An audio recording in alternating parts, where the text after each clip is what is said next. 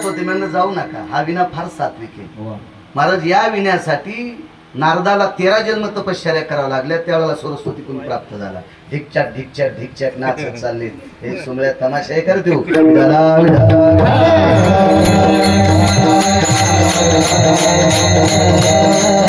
आणि ह्या चुकीच्या परंपरा राबवायच्या पाठीमाग कुठल्याही विनेकऱ्याचा दोष नाही, मृदंगाचार्याचा दोष नाही, गायकाचा दोष नाही, चोपदाराचा दोष नाही, कीर्तनकाराचा दोष नाही. तुमच्यातल्या 2% नालायकाकडे चुकीचे पैसे झाले म्हणून वाढलाय दोष. विठाला विठाला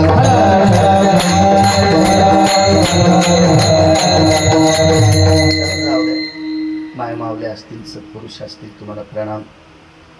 मोठ्या परंपरेनं जन्माष्टमी निमित्त चालत असलेला हा सोहळा माझ्या विश्वाच्या मालकाचा मुक्ता अवतार ज्या काळात झाला द्वापार युगामध्ये, ती अष्टमी आणि त्या पर्व काळाचं औचित्य साधून तुम्ही अर्जित केलेली ही धर्म परंपरा, त्याही परंपरेला मी साष्टांग वंदन करतो.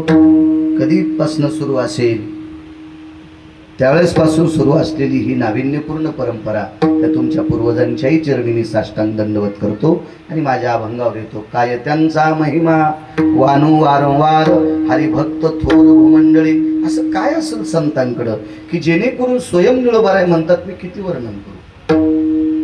महाराज देवानं सुद्धा निळोबारायच्या वाणीला मान्यता द्यावी, काय असावं संतांकडं? त्याचं कारण सांगू का? संतांनी तुमच्या आमच्यावर उपकार केला असेल तो भाग सोडून द्या, तरी पण थोडस वापस ऐका.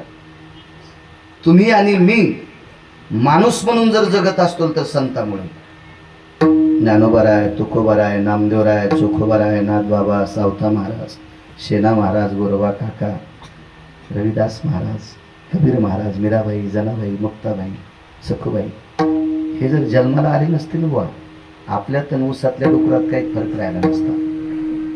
तुम्ही आणि मी आणि ऊसातले डुकर आपण सारखे राहिलो असतो, सारखे. आपण माणूस म्हणून जगतो, फक्त संतांची कृपा आहे, ही आपल्यावरची कृपा. जाऊ द्या, आपण माणसं येतो, झाली असेल आपल्यावर कृपा. महाराज जगाच्या बापावर संतांची कृपा आहे. सरपंच एखादा आमदार जर निवडून आला असेल त्याची जी आठवण नसते, त्यानं लय असं आपटू नाही घ्यायचं, मी निवडून आलो, तुला निवडून आणले तुझ्या कार्यकर्त्याने. आमदाराचे देव कोण? त्याचे कार्यकर्ते. खासदाराचे देव कोण? त्याचे कार्ते. हे वरी मंत्री गेल्यावर तरी पण यांचे देव कोण? कार्यकर्ते. कार्यकर्ते चपला उघडूस तर दाराला दार जाऊन भेटते, आमच्या साहेबाला मतदान करा. मग हे आमदार, खासदाराला, मंत्र्याला, सानप काका कोण मोठं करते? कार्यकर्ते. आणि पंढरपुरातल्या मालकाला कोणी मोठं केलं? आमुचिया भावे तुझं देव, आमुचिया भावे तुझं देव, आमुचिया भावे तुझं देव, आमुचिया भावे तुझं देव, भाग विसरून राहे राहे, भाग विसरून राहे राहे, भाग विसरून राहे राहे. आमुचिया भावे तुझं देव, एका विसरून राहे राहे,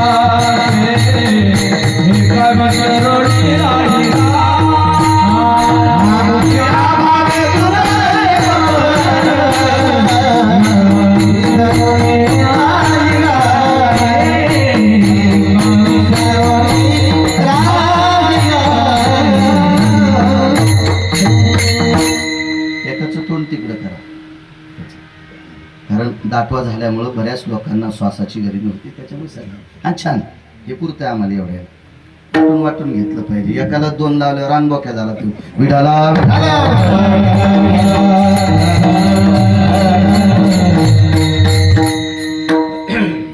एरवी नसतं, कॅमेरा चालू आहे, लोक पाहते ना बापू. मला इतका लोण आहे, इतका पातळ आहे का गिरगावकर? पगळायला का तुम्ही पावसात? एकट्याला 2 फॅन. तुम्ही उठून गेल्यावर कोणाला कीर्तन सांगायचे ह्या मंडपाला का? तुम्हीच आमचे देव. आमुचिया भावे हे का विसरून राहिला. संत म्हणतात देवा तुला देव जर कोणी केला असेल तर आम्ही केलंय. एक सांगू का म्हणून, संत जर जन्माला आले नसते तर वैकुंठातला मालक लक्ष्मी सोबत वरीच गप्पा करीत बसला असता. कुळीची देवी कोण ठावी केली? केली ठारे संतांनी केली ठारे संतांनी केली संतांनी केली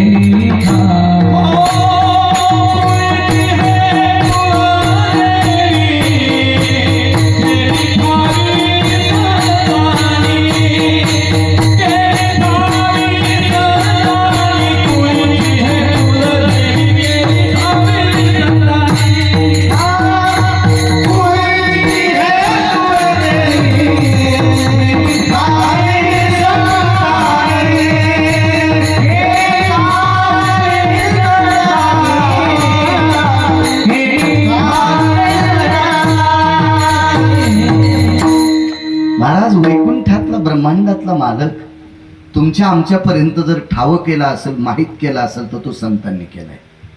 म्हणजे संत इतके मोठे, याच्या पलीकडे सांगू का किती मोठे संत. एक जण म्हणला 400-200 कोटी रुपये असले की लय सुख असते. सोमळा आहेस का काय? 400-200 कोटी रुपयानं सुख असते का? 600 कोटीची प्रॉपर्टी, तिन्ही पोरं बुट हरपून संध्याकाळी घरी येत होती. दुसऱ्या दिवशी पुन्हा मार्केटमध्ये गेले की त्याचे 3 पोरं बुट घेत होते. पण प्रॉपर्टी 600 कोटीची. सुख असेल का त्या बापाला? सुख असेल का त्या माईला? ह्या नालायकासोबत ज्यानं लग्न केलं, ज्या बायकांनी लग्न केले त्या 3 मावलेला सुख असेल का? यांच्या पोटी जन्माला आलेल्या पोरायला सुख असेल का? इतके हलकट बाप आपल्याला भेटलाय. पैशानं सुख प्राप्त होत नसतं राजू. सुख हे कुठं पाहायचं असेल ते एक तर भजनात किंवा संतांच्या सानिध्यात. देवाकडे सुख नव्हतं, देवाकडे सुद्धा सुख नव्हतं. ते सुख कोणी दिलं असेल तर ते संतांनी दिले. एवढी मोठं सुख देण्याची ताकद संतात आहे महाराज. देवाला सुख, देवाला सुख, देवाला सुख. पैशान सुख नाही, बंगल्यान सुख नाही. बंगल्यान सुख होतं. 4.5 कोटीचा बंगला बांधला. वास्तू शांतीला आम्ही 9 जण होतो. 7-8 किलो तूप जाळलं. थाटात वास्तू शांती केली. 10-15 दिवसाला फोन आला, ते झोपीतच मेल. मग 4 कोटीच्या घरात सुख असते का? घर जितक्या महागाईचं बांधताना तितक्या यम घेतो का?